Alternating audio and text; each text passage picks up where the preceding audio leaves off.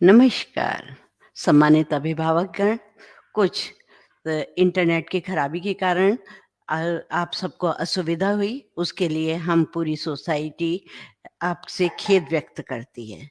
सबसे सबसे पहले मैं गणतंत्र दिवस की पूर्व संध्या पर मैं संतोष, श्री अरविंदो सोसाइटी के प्रतिनिधि के रूप में आप सबसे अपेक्षा रखती हूँ कि हम अपने संविधान में निहित कर्तव्यों का भली प्रकार निर्वहन करें तथा अपने अधिकारों का सदुपयोग करें और साथ ही साथ स्वयं मैं भी अपने संतानों को के अंदर इन सारी बातों का भली प्रकार से स्थापना करूं या बीजारोपण करूं।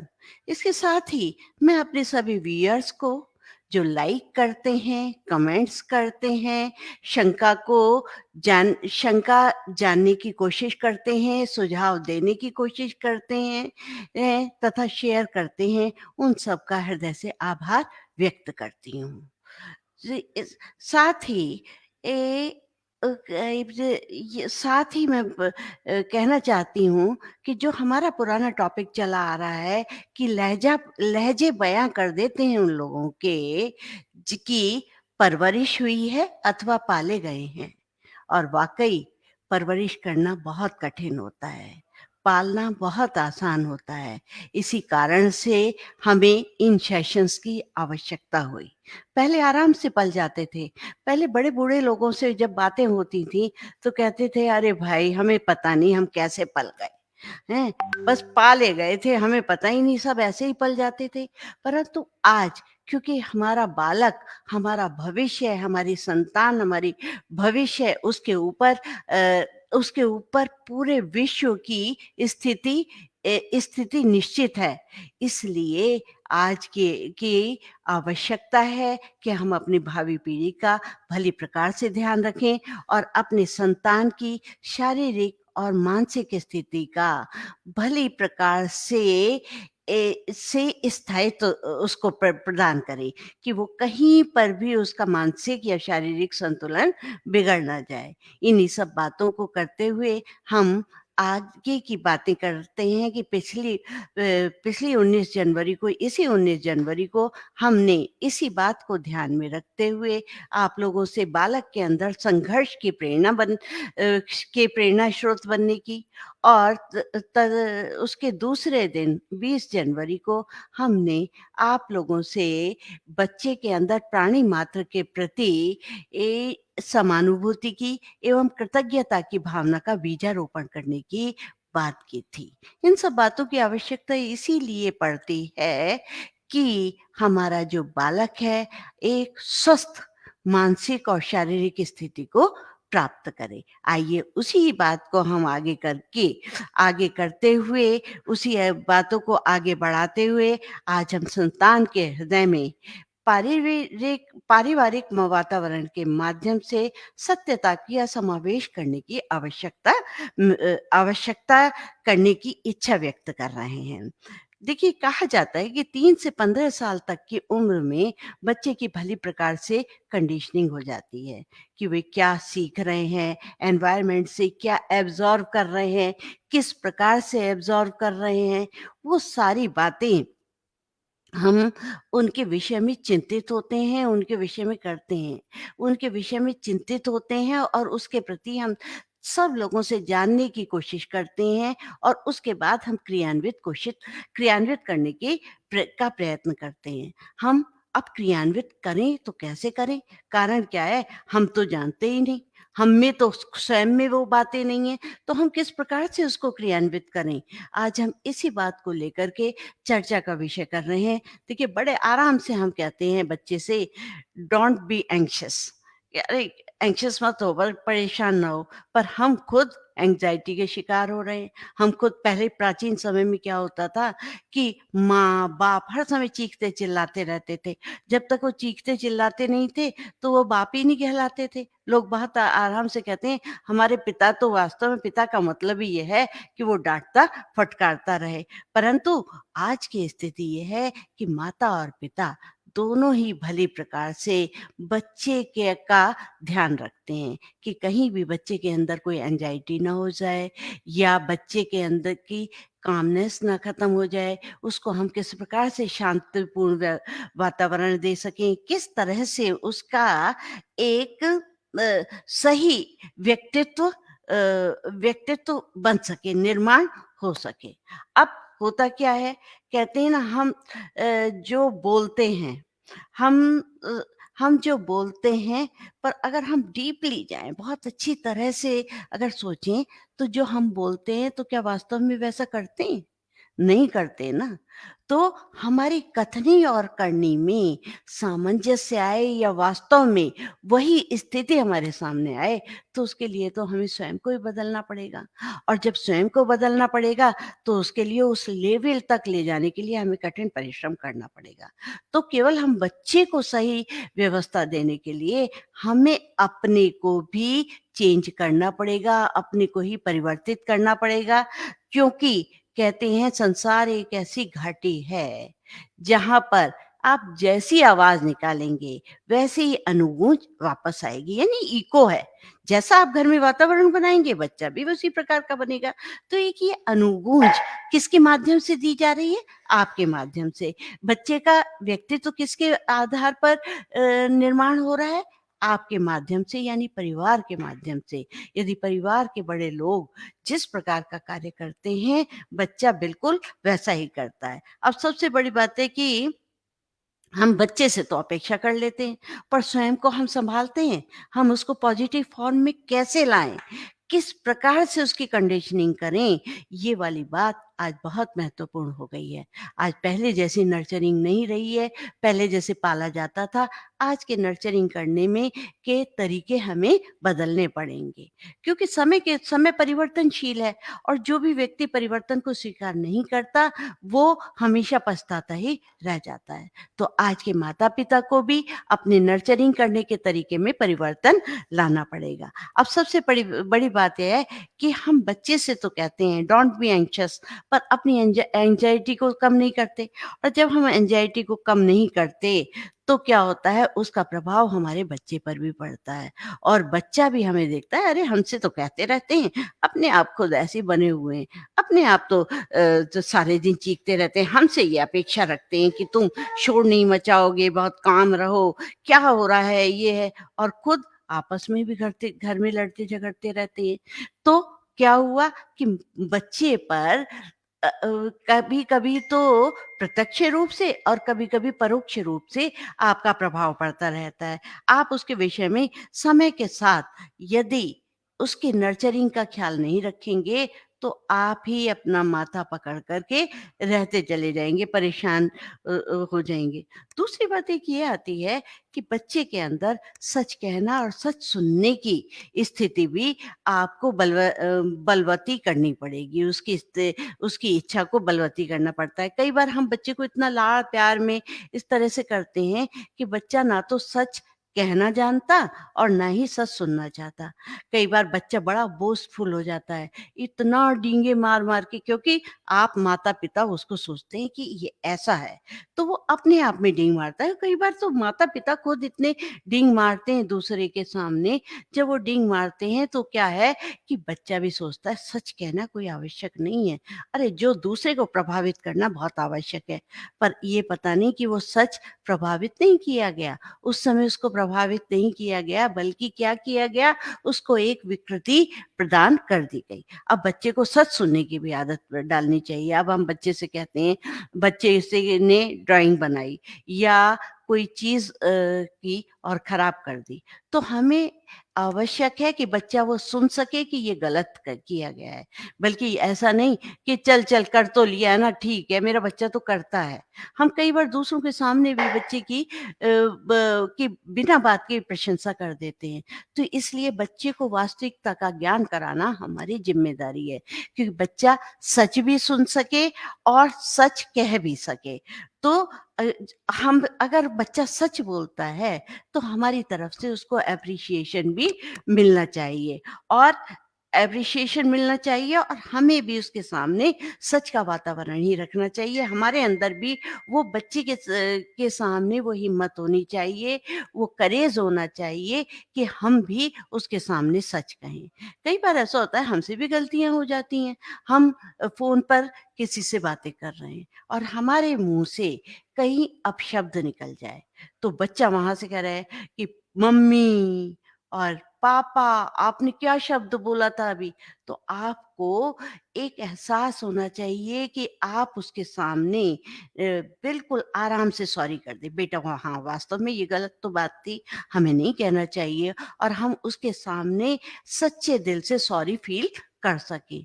ऐसे ही मम्मी वो म के ऐसे ही कई बार पिता के मुँह से कोई अपशब्द निकल जाते हैं, तो भी उनको चाहिए कि वो एक्सेप्ट करें। वो पिता एक्सेप्ट करे कि नहीं, मुझे अपने घर के सेवक के विषय में इस तरह के शब्दों का प्रयोग नहीं करना चाहिए। क्योंकि जब हम ऐसा वातावरण रखते हैं, तभी हम बच्चे को सच्चे हृदय से जो हम सिखाना चाहते हैं, वो हम सिखा सकते हैं। और हमारे साथ क्या है कि कई बार क्या होता है कि बच्चा कई बार गलत बातें भी पूछता है।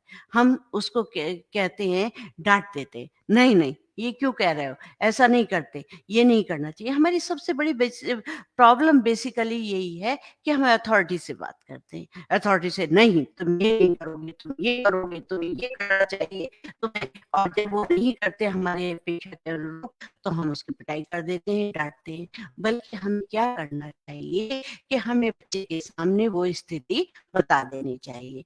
मान लीजिए कि आप रसोई में खाना बना रही हैं। आपसे रसोई का जल्दी-जल्दी आपने सबके टिफ़िन लगाए हैं और रसोई बिखर गई। तो आपकी बच्ची आपसे कहे, "मम्मा, आप तो कहती हो रसोई साफ-सुथरी रखनी चाहिए। आपसे तो क्या कहते हैं खुद ही इतनी गंदी होती है।" आपको उसमें बुरा नहीं मानना चाहिए। आप उसमें परेशान मत होइए। परेशान क्या आप उसको बहुत सहजता से लीजिए। हाँ, बेटा मेरे से तो गंदी हो जाती है, पर मुझे लगता है कि आप बहुत अच्छी तरह सफाई करेंगी। आप अच्छी तरह से कर पाएँगी, मुझे आप पर विश्वास है। तो क्या हुआ बच्ची के अंदर एक एहसास हुआ कि हाँ, मैं कर सकती हूँ और फिर उसको बताइए कि देखो जल्दी-जल्दी में मुझे सारा काम करना पड़ा, तो अगर मैं सफाई पर उस समय ध्यान रखती, तो उस समय तक आपके पापा का, भाई का, आपका टिफ़िन तैयार नहीं कर सकती थी। तो आपने क्या किया उसके सामने पूरी स्थिति स्पष्ट कर दी। ऐसे ही अगर मान लीजिए बच्ची आपकी 13-14 साल की बढ़ गई है, उस समय विपरीत लिंग के प्रति आकर्षण स्वाभाविक है। यदि आपने घर में सच का वातावरण बनाया, तो आपकी बच्ची या बच्चा आपके सामने बहुत स्पष्ट रूप से अपनी बात रख रहा है, पापा मुझे ये लड़की अच्छी लगती है, मम्मी मुझे ये लड़का अच्छा लगता है। तो आप उसकी बातें बहुत ध्यान से सुन रहे हैं और उसको बता रहे हैं, हाँ बेटा ये स्वाभाविक है। पर आप देखिए, क्या इस उम्र में ये वाली बात सही है? अगर आपको सही लगती है तो ठीक है, आप आगे बढ़ो, परंतु इसके बेनिफिट्स ये हैं, इसके नुकसान ये हैं, तो आप है तो उनके सामने आपने एक विश्लेषणात्मक ढंग से उसके सामने परिस्थिति रख दी। जब आपने उस विश्लेषण करके उसके सामने रख दी और उसको कह दिया बेटा अब तुम जानो, तो आपने अपना निर्णय नहीं थोपा। तो क्या है बच्चे की जो निर्णय क्षमता है वो प्रभावित होती है और निर्णय क्षमता लेने की उसके अंदर क्षमता बढ़ जाती है, उसके अंदर सामर्थ्य पैदा हो जाती है। और क्योंकि उसने देखा क्या इसमें सही है और क्या गलत है, तो उसने स्वयं भी विश्लेषण करके देखा, तो धीरे-धीरे क्योंकि वो आपके अंदर क्योंकि आपके घर का वातावरण क्या बना रखा है, सत्य का वातावरण बना रखा है, सच है। तो और वो इसी कारण से आपसे दो माँ बेटा भी, बेटी भी आपके सामने खुल कर के अपनी बात कह पाए, तो उसके अंदर आपके प्रति आस्था है, तो उसके अंदर वो आपकी बातों को सुन कर के स्वयं भी विश्लेषण करेगा और एक सही निर्णय को स्वीकार करने की उसके अंदर सामर्थ्य आ जाएगी, क्षमता आ जाएगी। तो क्या हुआ आपने ये सत्य के आधार पर, घर के वातावरण के आधार पर आप दोनों माता-पिता ने उसके अंदर वो प्रतिभा जगा दी। और कई बार ऐसा होता है कि बच्चा सिगरेट पीने के लिए बात करता है, पापा ऐसे-ऐसे सिगरेट पीते हैं, मेरा मन करता है। आप उसके ऊपर गुस्सा मत होइए, खीजिए मत, चीखिए मत, चिल्लाइए मत। फिर उसे बताइए, हाँ बेटा, कुछ लोग करते हैं जो बहुत ही डिप्रेशन में आ जाते हैं, वो सोचते हैं ये इसका निदान है? और क्या कहते हैं, सिगरेट की शक ले, पर उन्होंने क्या है, ना तो उनको डिप्रेशन खत्म हुआ, ना तो उनकी समस्या का निदान हुआ, बल्कि उन्होंने क्या किया, अपने फेफड़ों को खराब कर दिया। साथ-साथ जिसके सामने वो पी रहे हैं, उनके फेफड़ों को भी प्रभावित कर दिया। अब ये तो आपके ऊपर है, अगर आप पीना चाहते हैं तो पीजिए, नहीं पीना चाहते हैं तो नहीं पीजिए। अब क्या हुआ, बच्चे के अंदर आया कि पापा ने अपना निर्णय थोपा नहीं, परंतु अगर पापा निर्णय थोप के, तो हो सकता है कि वो छुप-छुप करके सिगरेट पीने लगा। और उसने, क्योंकि पापा ने अपना निर्णय नहीं थोपा, उसके विषय में कुछ नहीं कहा, बस उसके डिसबेनिफिट उसको बता दिए, उसके के हानि लाभ के विषय में, और थोड़ा-सा लाभ भी बता दिया कि डिप्रेशन नहीं होगा, पर उसका का एक समाधान भी बता दिया कि ये वास्तव में समाधान नहीं है। तो जब बच्चे ने सुना, तो बच्चे ने सोचा कि वाक़ई ये वाली बात गलत है, तो बच्चे जब निर्णय उसी के हाथ में होता है, तो वो गलत कार्य करने की संभावना बहुत कम हो जाती है। उसी तरह हम बच्चे को अपने ढंग से बहुत अच्छी तरह से सत्य का वातावरण दे के बहुत अच्छी तरह से बात समझा सकते हैं। अब कई बार सबसे बड़ी प्रॉब्लम होती है कि हमसे कई गलती होती है। हमसे जब गलती होती है, तो हमें करना चाहिए, जैसे कि बच्चे ने देखा कि पापा फ़ोन पर ही झूठ बोल रहे हैं कि साहब तो मेरे पास फुर्सत नहीं मिली थी, मैं आपके पैसे नहीं दे पाया और परेशानी ये हो गई थी, तो इसलिए अब ये है। और कई बार आपने सत्यता के माध्यम से आपने बताया कि नहीं, ऐसे सत्यता के माध्यम से बच्चे कोई माँ ने क्या किया, जबकि माँ जो है उस बात की सत्यता जानती थी, परंतु उसने अपनी सत्यता को ना बताते हुए किसी सहेली से बताया कि हाँ, बताया नहीं, मुझे इस विषय में जानकारी नहीं है। अब गए बेटी ने अपने पिता से पूछा, पापा, हम तो नहीं गए थे, परंतु आपने उनसे, अंकल से ऐसा क्यों कहा? तो पिता ने बताया कि बेटे, कभी-कभी ये व्यावहारिकता होती है, हम बिज़नेस करते हैं, परंतु उसका कारण ये था क्योंकि उनका सामान सही ढंग से नहीं था। हमें उसका जज करना था, हमें उसको ध्यान देखना था, उसका को ऑब्ज़र्व करना था, उसके बाद ही हमें उसको पैसे देने थे। इस कारण से मैंने उनसे मना कर दिया। मैं तो इस बात को बहुत अच्छी तरह से जानती थी। वो चाची ने, ताई ने या उन्होंने तो ये वाली बात बताई थी आपको, फिर आपने उनके सामने कैसे कह दिया कि नहीं जानती थी?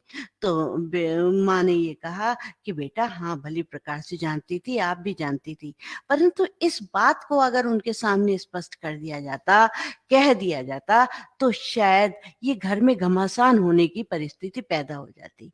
तो उस घमासान युद्ध की या लड़ाई की उनके अंदर उसके प्रति गलतफ़हमी की भावना ना बढ़ने देने के लिए मैंने ऐसा किया। तो बच्चे को पता चल गया कि हमें किस तरह की बातें करनी चाहिए, कहाँ पर हमें किस प्रकार की बातें करनी चाहिए। इस तरह से ही बच्चे ने, अगर वास्तव में हमसे कोई गलती हो रही है और बच्चों ने पकड़ ली, क्योंकि हम बच्चों के सामने बताते हैं, तो आप बहुत इत्मीनान से उनके सामने सॉरी करिए कि नहीं, जैसे कि आपने कभी फ़ोन पर या किसी को, आपकी फ्रेंड आई, एकदम आपके मुँह से निकला सिली, हैं? तो क्या है, बेटी ने भी सिली कहा, तो फिर आपने एकदम बेटी से कहा, बेटा, उस दिन मेरे से गलत हो गया था, मैं खुद भी महसूस कर रही थी, पछता रही थी, परंतु अब आपने ऐसा किया है, तो मैं सोचती हूँ कि जब आपको इतना बुरा लगा या किसी को बुरा लग सकता है, तो अगर आप जिसको कह रही होंगी उसको भी बुरा लग सकता है। तो इसलिए जो है, उसने, माँ ने सत्य का आचरण किया और उसको स्पष्ट किया, तो बच्चा जो है वो भी उस स्थिति को कहने में संकोच करेगा और धीरे-धीरे समझ जाएगा। जब हम उसके सामने कह चुके हैं, तो वो अवश्य ही उस बात को मना कर देगा, उस स्थिति को नहीं कर पाएगा। अब क्या है, कभी-कभी हमसे गलती हो जाती है कि जो है जब बेटी या माँ हमें क्या कहते हैं सिली कह बच्ची ही हमें सिली कह जाती है, तो हम क्या करते हैं, हमें बुरा तो लगता है, परंतु हम उसको फिर समझ जाते हैं, अरे ये गलती हमसे हुई थी ना, इसी वजह से तो उसने किया। तो हम अब जब अपने को स्वयं को रख कर के देखते हैं, हमें जवाब मिल जाता है और हम बच्चे के सामने वैसा आचरण नहीं करते। तो जब हम सच का आचरण करते हैं, तो क्या होता है कि बच्चा भी हमसे कुछ नहीं छिपाता, हमें खुल कर के अपनी गलतियों को भी, अपनी अच्छाइयों को भी हमसे खुलकर बताएगा और वो हम एक बातों-बातों के माध्यम से उसके सामने सही सिचुएशन रख देंगे। क्योंकि कई बार तो आप ये सोचें कि आप ही प्रॉब्लम में फँसे हुए हैं, आपके साथ ही समस्याएँ हैं, परंतु समस्याएँ बच्चों के अंदर भी बहुत होती हैं और जब वो बच्चे घर के वातावरण को देखकर नहीं बताते, तो वो बच्चे उन प्रॉब्लम्स में उलझते हुए डिप्रेशन की स्थिति में चले जाते हैं। फिर आप डॉक्टर्स के पास, साइकियाट्रिस्ट के पास और काउंसलर के पास लेकर के घूमते हैं। जब वो काउंसलर के पास लेकर घूमते हैं और जब वो बातें पता लगती हैं, तब आप कहते हैं, "अरे! ये बातें हमने पहले क्यों नहीं जानी?" तो इसलिए अगर घर में सच का वातावरण होगा, तो बच्चा जो है अपनी बातों को बहुत भले प्रकार से स्पष्ट रूप से रखेगा और स्पष्ट रूप से रखने से आपने कितने बड़े मनोरोग से अपने बच्चे को मुक्त करा दिया और उसके संगी साथियों की भी सारी बातें आपके सामने स्पष्ट रूप से आ गई और आप उसका समाधान आराम से निकल पाए। तो क्योंकि आपने बच्चों को समझाया कि एक झूठ 100 दुःख देता है। क्योंकि अगर आप एक बार झूठ बोलते हैं, तो ना जाने कितने सारे झूठ बोलने पड़ते हैं और उस झूठ को बचाने के लिए आप जो है नई-नई परिस्थितियों का निर्माण करते रहते हैं, नई-नई बातों का निर्माण करते रहते हैं। तो उससे क्या है उस इसलिए बच्चों को आपने खुद भी स्पष्ट बोला और बच्चे अनायास ही आपके साथ ही बहुत ही शांति से और स्पष्टता से सच बोलने की सामर्थ्य ले आए। क्योंकि बच्चों को आपने समझाया है या बच्चों को आपने ऐसा वातावरण दिया है कि बता दिया कि एक कहावत है कि काठ की हांडी हर बार नहीं पका करती। तो काठ की हांडी जो है कई बार क्या होता है जब आप एक बार झूठ बोलते हैं तो आपकी छवि वैसी की वैसी बन जाती है और क्योंकि उस छवि को मिटाना बहुत ही कठिन हो जाता है। जब वो छवि आपकी बन जाती है, वैसी इमेज बन जाती है, तो दूसरे भी आपके प्रति वैसा ही उसके अनुरूप ही आचरण करने लगते हैं और आप चाहे कितना भी सत्यता का प्रमाण दें, वो आपको वैसा समझेंगे नहीं और उसके लिए आपके के को कितना संघर्ष करना पड़ता है, चाहे कितना भी आप चीख-चीख के बोल लें, सत्यता जो है आपकी प्रमाणित नहीं हो पाती। इसलिए अपनी छवि को बनाए रखने के लिए घर में एक सत्यता का वातावरण अवश्य बनाना चाहिए। अब एक बात और है, सत्य तो है, सत्य का मतलब क्या होता है? यथार्थ का निरूपण, यानी यथार्थ को स्पष्ट रूप से कहना ही सत्यता कहलाता है। तो अब सत्य में समझदारी की भी आवश्यकता है, जैसा कि मैंने पहले अभी 2 उदाहरण देते हुए बताया कि मम्मी ने फ़ोन पर क्या कहा, पिता ने क्या किया, हैं? तो जो है उसमें भी कुछ समझदारी रखनी पड़ती है। कारण क्या है कि सबसे पहले हमें वाणी का संयम रखना पड़ता है। जब हम वाणी का संयम रखेंगे, तब भी सत्यता को स्पष्ट कर सकते हैं। अगर मान लीजिए आपको किसी ने कोई अपनी गुप्त बात आपके सामने बताई, तो आप जो है चीख-चीख कर क्योंकि सत्य तो वो है, परंतु आपने सबके सामने चीख-चीख कर बताया, "अरे! उसकी तो ये वाली बात है, ये वाली बात है, उसने तो मुझे ये अपनी ये गुप्त बात बताई, वो तो इस तरह की कर गई।" अरे! गलतियाँ तो सबसे हो जाती हैं। आपके ऊपर उसने भरोसा किया, तो क्या आप उसकी गुप्त बातों को सबके सामने खिल्ली उड़ाएँगे? नहीं। हमेशा ध्यान रखिए, अपनी वाणी पर संयम रखिए। ये भी एक प्रकार का सत्य होता है, दूसरे को के भरोसे को नहीं तोड़ना चाहिए। पर हाँ, अपने माता-पिता के सामने अपने घर के अपने विषय में आपको बता देना आवश्यक है। ऐसे ही भाषा का विवेक भी होना चाहिए। हमारे जो भाषा हो हमेशा विवेकपूर्ण हो। अगर हम कई बार क्या होता है हम भाषा के माध्यम से दूसरे को अपमानित करते हैं, तो हमारा ये विवेकपूर्ण भाषा नहीं हुई।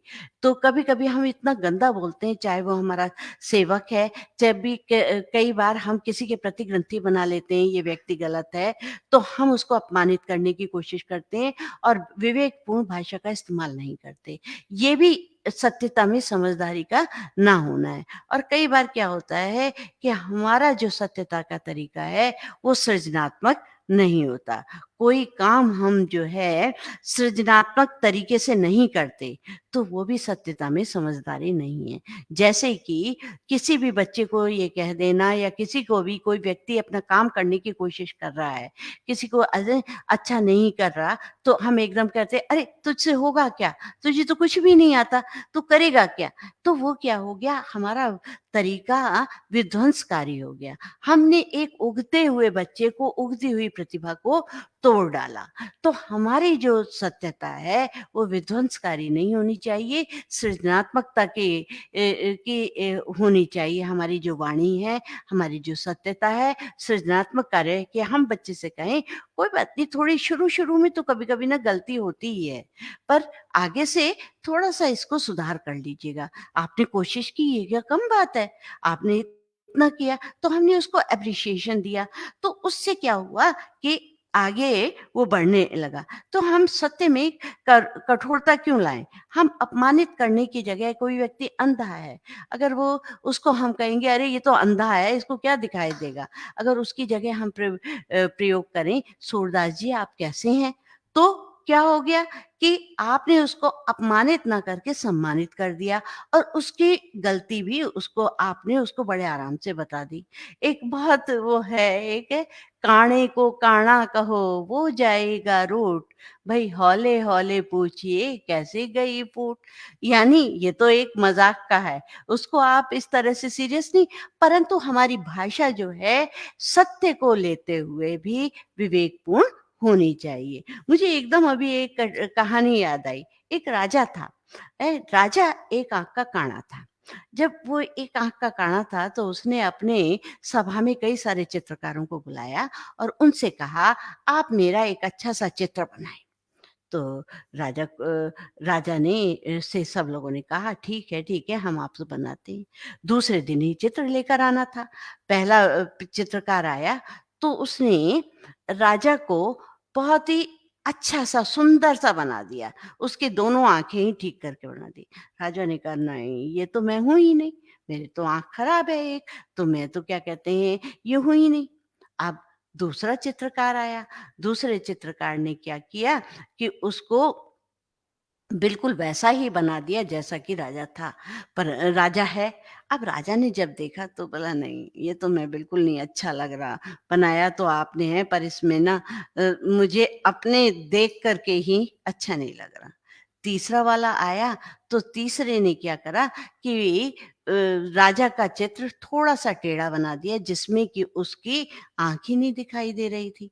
वो वाली आँख नहीं दिखाई दे रही थी क्योंकि टेढ़ी दृष्टि से वो देख रहा है, दूसरी तरफ देख रहा है। तो राजा ने कहा, "नहीं, नहीं, ऐसा नहीं।" फिर चौथा चित्रकार आया। चौथे चित्रकार ने क्या किया कि राजा को तीर कमान लेते हुए, किसी का शिकार करते हुए दिखाया जिसमें कि उसकी एक आँख बंद थी क्योंकि निशाना करते में एक आँख बंद थी। राजा ने उसको देखा तो उसने कहा, "वास्तव में सत्य में सौंदर्य भी आवश्यक है।" तो जब हम सत्यता दिखा रहे हैं, तो उस सत्य के साथ-साथ उसने चित्रकार ने राजा के पौरुष को, राजा के पराक्रम को, वो भी भली-भाँति दर्शा दिया और उससे राजा खुश हुआ और उसने अशर्फ़ी की झोली भर कर के उसको दे दी। देखिए, सत्य जो है हमारे यहाँ कहा जाता है, "सत्यम शिवम सुंदरम।" हमारी जो संस्कृति है, सत्य भी है, शिवम भी है और सुंदर भी है। तो सत्यता के साथ-साथ हम कल्याणकारी भावना को और सौंदर्य को भी जब लेकर चलते हैं, तो वो एक प्रकार से मणि-कांचन संयोग होता है। जैसे स्वर्ण के अंदर जब मणि को पिरो दिया जाता है, तो वो मणि मणि और कांचन का सौंदर्य जब होता है, तो एक अद्वितीय सौंदर्य को इसके रूप में प्रस्फुटित होता है। तो इसलिए सत्य तो बोलें, सत्य बोलना बहुत आवश्यक है।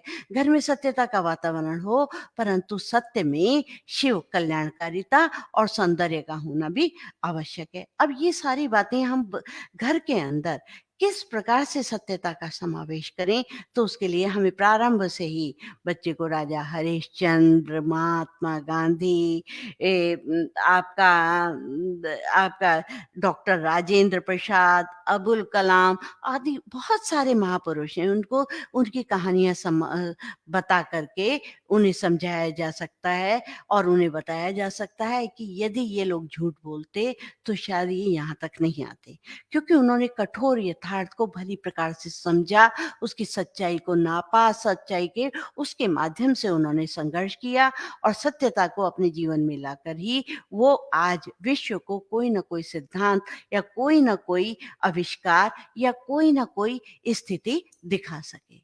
तो सत्यता का समावेश बहुत अच्छा होता है। अब देखिए, घोड़ा प्रथम वो ही आता है जिसका सवार अच्छा हो।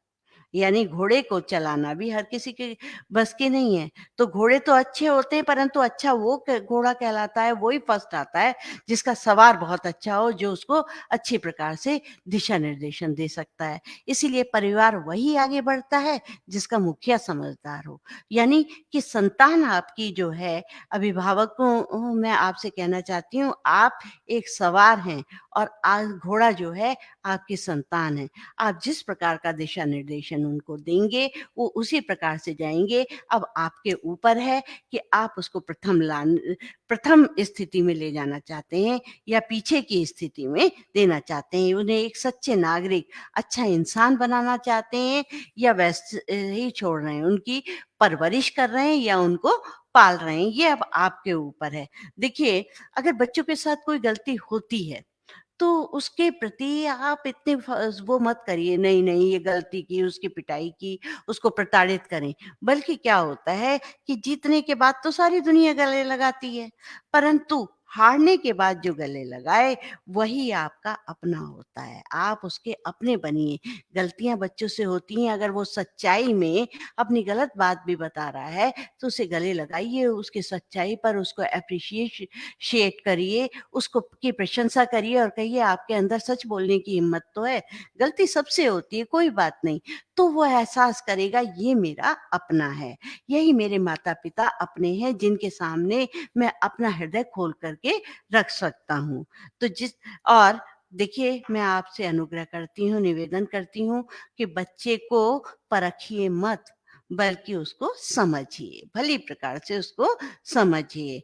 जिस घर का तौर तरीका अच्छा है, उस घर का बच्चा-बच्चा अच्छा है। इन्हीं बातों से मैं आपसे से निव से वो लेती हूँ, अनुमति लेती हूँ कि मैं अपनी व्याख्यान को समाप्त कर रही हूँ और साथ ही साथ ये भी बता रही हूँ कि हमारा जो अगला सेशन है, कल गणतंत्र दिवस का अवकाश रहने के कारण हमारा अगला सेशन 27 तारीख को ठीक 4:30 बजे ही होगा। यदि इसमें आपको कोई शंका है या कोई सुझाव है, तो कृपया आप मेरे साथ शेयर करिए और यदि शेयर नहीं कर पा रहे हैं, तो आप उसको हमारे कॉन्टैक्ट्स में या हमारे जो ये है, हमारे सुझावों के उसमें जहाँ आप सुझाव देते हैं, बहुत आराम से चैट लिस्ट में आप डाल सकते हैं, चैट बॉक्स में डाल सकते हैं, कॉन्टैक्ट में डाल सकते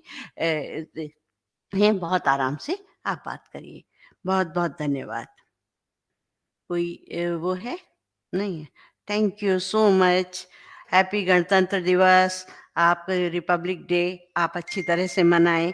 राष्ट्र का सम्मान को बहुत अच्छी तरह से आप अपनी गणतंत्र दिवस की परेड देखें। इन्हीं सब भावनाओं के साथ बहुत-बहुत धन्यवाद।